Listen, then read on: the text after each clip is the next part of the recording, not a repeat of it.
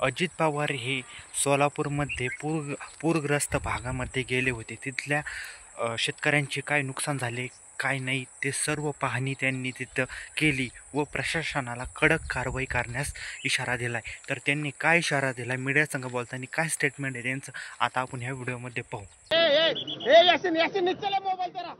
पहिल्यांदा आता बघू दे ना, लगेच तू काय आल्या आल्या लगेच हे करा ते करा. लोकांची मागण्या वेगवेगळ्या आहेत. आम्ही पहिल्यांदा काय काय लोकांच्या मागण्या आहेत आणि प्रत्यक्षात फील्डवर काय आहे, त्यामध्ये काय नक्की याच्यात. आता काही माझे शेतकरी म्हणतात सरसकट पंचनामे करा.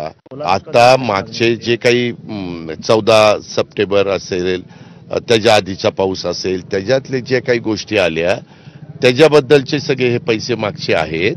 आता हे 14च्या नंतर 15च्या नंतर जे काही घडलेलं आहे, विशेषतः 2-4 दिवसात जे घडलेलं आहे, त्याचे पंचनामे करण्याच्या करता थोडासा वेळ लागेल, पण जेवढं वॉल फुटिंगवर करता येईल अशा पद्धतीचं काल कॅबिनेटमध्ये मुख्यमंत्री, दोन्ही उपमुख्यमंत्री, मंत्रिमंडळाने ठरवलेलं.